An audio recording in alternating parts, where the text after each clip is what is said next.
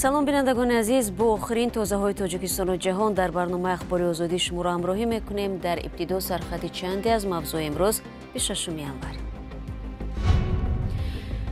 бузак намур ки баҳор меояд ва ё дар Тоҷикистон лимити барқ кай барҳам мехӯрад? то соати 4-5 даже мезгарад 6 даба гирён мекунад светомон ки уҷо торик мешава охир.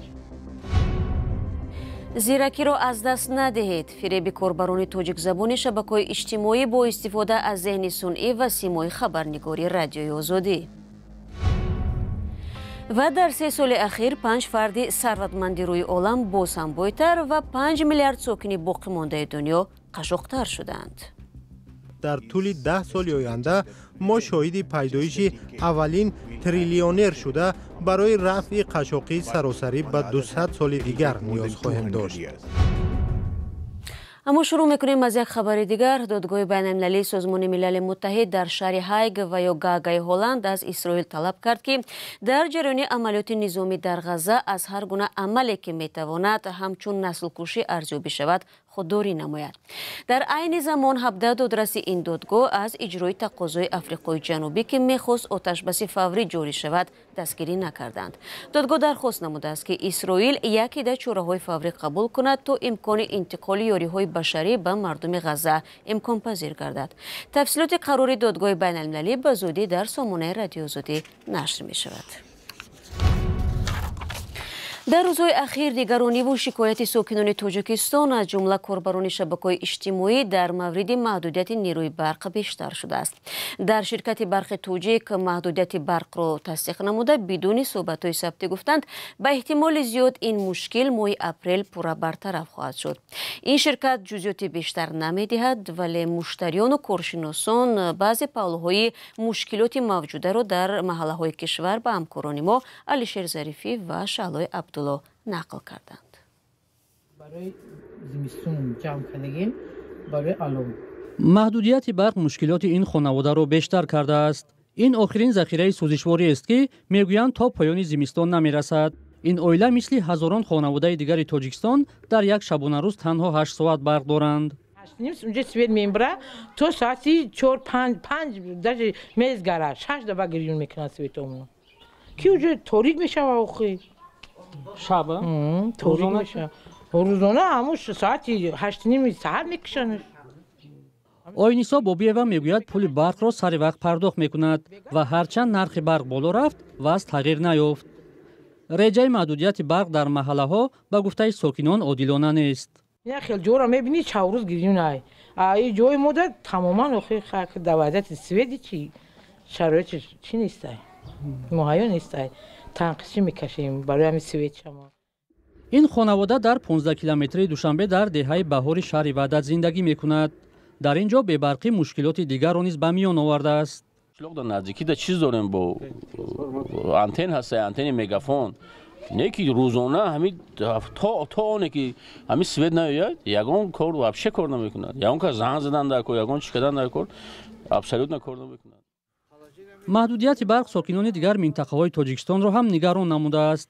таъмини аҳолӣ бо барқ яке аз мушкилиҳои асосии ҳукумати Тоҷикистон гуфта мешавад ки бо вуҷуди бунёди нерӯгоҳҳои зиёд то ҳол ҳалли худро наёфтааст. мақомот дар суҳбатҳои расмии худ ба истифода додани нерӯгоҳи роғунро роҳи ҳалли мушкили бебарқӣ арзёбӣ мекунанд. то ҳол ду чархаи ин нерӯгоҳ ба кор даромадааст, вале маълум нест чаро барқи он мушкилро ҳал накард. аброр мирсаидов иқтисоддони тоҷик мегӯяд дар низоми энержияи Тоҷикистон нахуст бояд шаффофият роҳандозӣ гардида пеши роҳи дуздӣ барқ гирифта шавад. имрӯз ҳамн масъулон ва корхонаҳои энергетик ки шабакаҳои энергетикӣ дар минтақаҳо ҳастанд онҳо ҳавасманд мешаванд ва низоми ҳавасмандкунии муайян кардагӣ ки он касе ки бештар сарфа мекунад нерӯи бахт рейтингҳо аз рӯи ҳамин муайян карда мешавад. модоме ки рейтинг яъне ки нобурӯ нуфузаш фаъолияташ ки аз рӯи сарфаи энергия ки байни худашон мегиранд яъне ки як мусобиқа доранд аз ҳамин нуқтаи назар онҳо ҳаракат мекунанд ки бештар сарфа кунанд. аз ҳамин нигоҳ яъне ки дар минтақаҳо ба назари ман албатта шояд ҳамто бошад аз ҳамин нигоҳ онҳо мехоҳанд ки یک محدودیت کنن و یک صرفه کنن از حساب صرفه کردن از لیمیتی که معین کرده شده است آبروی اعتبار گیرم. از تیرما باز در گوشه‌های کشور لیمیت برق جاری است. در شرکت برق تاجیک مشکل را به کمی آب در آبانبارها پیوند دادند ولی از جزئیات بیشتری موضوع خودداری نمودند. قبلا آن را به کارهای پروفیلاکتیکی یا ترمیم تجهیزات بستگی می‌دادند. دوستان عزیز، شام 28 январ ساعت 9 شب به وقت دوشنبه در قطر در قوازمایی 8 نهایی جام آسیا فوتبالبازان دسته ملی تاجیکستان با منتخب امارات متحده عرب روبرو میشوند و امیدواریم که مسئولان شبکه‌های تقسیمات برق امکان خواهند داد که هواداران فوتبال این بازی را در همه منطقه تاجیکستان تماشا کنند. رو می‌آوریم به موضوعهای دیگر. ده کاربر رادیو زودی از آن ناراحتند که آنها را از طریق شبکه‌های اجتماعی فریب دادند و پولهایشان را گرفتند. شبکه‌های اجتماعی پر از اعلان‌هایی است که طریق ذهن صنعی به شما جای کار پردرآمد و راهی را پیشنهاد می‌کنند. حتی چند روز اخیر با استفاده از چهره همکار ما مومن احمدی چنین یک نوار دروغین ساخته و شهروندان را فریب دادند. چیکار باید کرد که فریب نخورد و به دام قلبان اینترنتی نافتاد؟ همکارم مومن احمدی این موضوع را پیگیری کرده است. کار در امریکا و اروپا در یک روز $1000 درآمد می‌خواهید؟ شبکه‌های اجتماعی از این گونه اعلان‌ها پر شده است. البته همه این را می‌خواهد، اما احتیاط باشید تا از آخرین سامانه خود محروم نشوید. خلبان با استفاده از تکنولوژی نو هر روز طرزی نوی فریب می‌یابند. ببینید چی دام‌های می‌گذارند. Сенсационные новости проносятся по всему Таджикистану. Известный блогер Сека запустил собственное сообщество для заработка. این چهره من است ولی با صدای بیگانه که با آدمان دروغی محض میگوید. در اینجا از نام رادیو آزادی مردمان را دعوت میکنند که به یک طرح همراه شوند و پولی زیاد به دست آورند. گویا چند نفر هم تصدیق میکنند که فایده گرفتند. اصلا قلبان اینترنتی از این ویدیو استفاده کردند.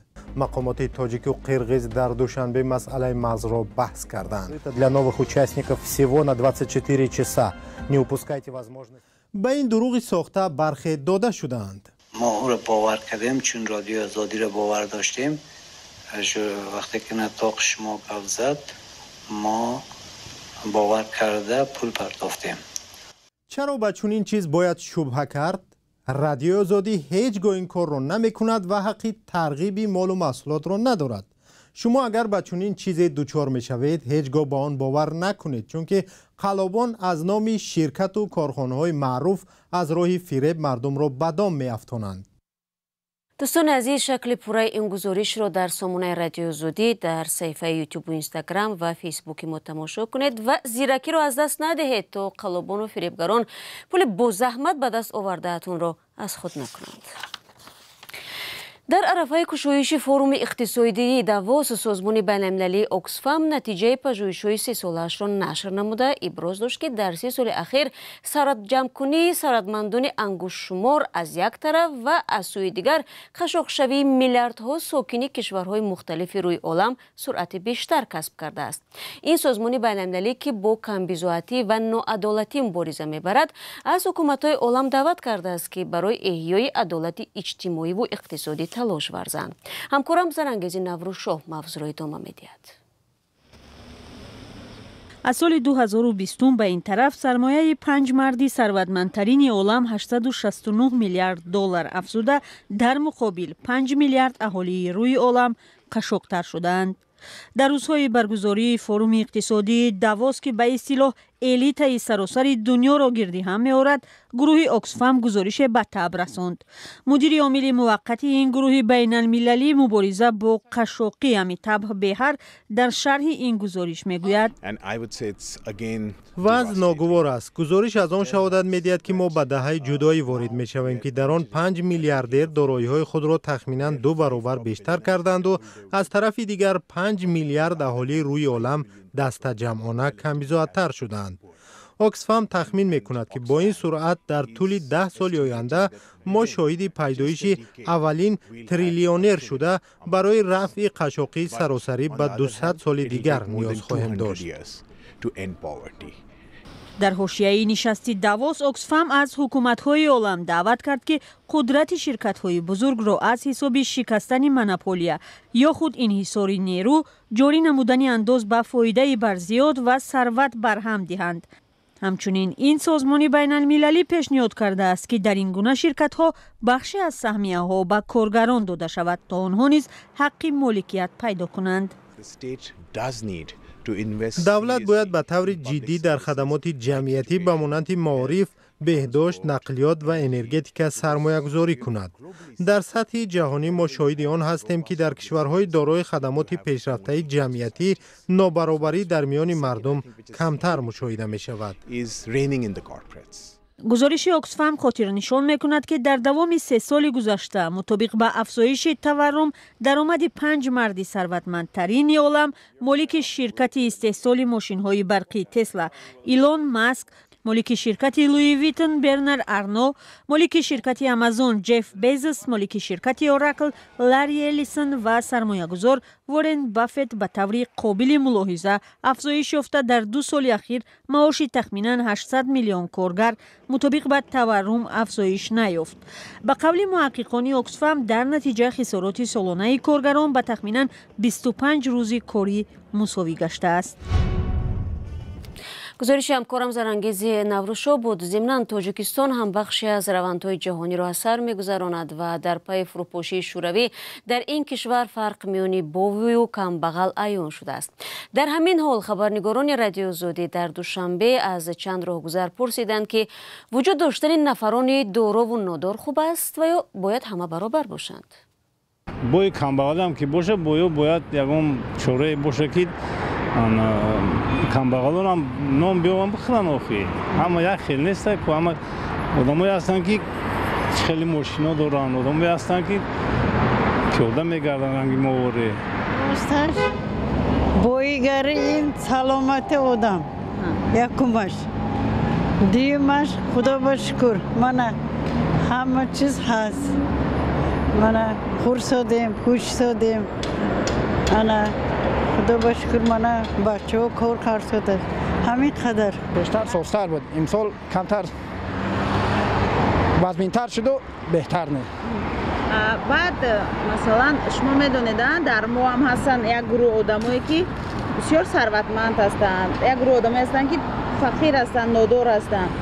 агар қонуни дунё дагирем хел намешад. агар қонуни ислом дагирем беҳтарин хубтаринаш агар савобҷӯ бошанд, мақсад ҳама баробар бошад, и хубтара. масалан як ҳоҷи маҳмуд бисёри инвалидора дастгирӣ мекунад, ё ки раҳими ғармӣ бо лақабаш раҳими ғармӣ меган вай мисол одамоя дастгирӣ мекард.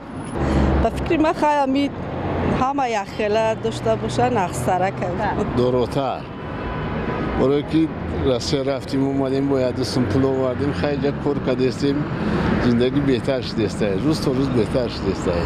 мисол ҳама зиндагӣ дар даст хитай бо бихоҳе ки бештар ба даст биёри зиндагида бо бештар ҳаракат кардан кун. зиндагимон айрӯи муҳоҷиратие ки дар тарафҳои чӣ дар Европа, чӣ дар Россия, дар ҳамуҷо зиндагимон мисол пул ҷамъ гир мекунем, мем дар ҷо мисол хумо обод мекунем. айрӯи ҳамин хай камтар соза ё. шумо дар бораи ақаллан ягон нафара дар Тоҷикистон мешиносед ки миллионер бошад?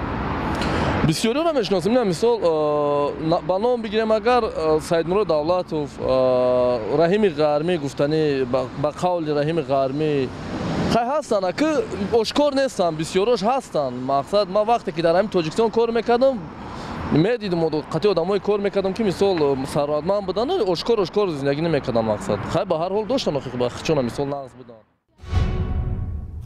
дӯстони азиз, барномаи навбати ахбори озодӣ ба поён расид. аммо нашри хабаргузоришҳои тозаи мо дар вебсайти ozodi.org, ҳамин канали озодӣ видео ва саҳифаҳои мо дар фейсбук, инстаграм ва телеграму X идома меёбад. умедворам ки дар 2 рӯзи оянда истироҳати хуб хоҳед дошт ва худро эҳтиёт кунеду то дидор дар барномаҳои дигар. худо нигаҳбонад.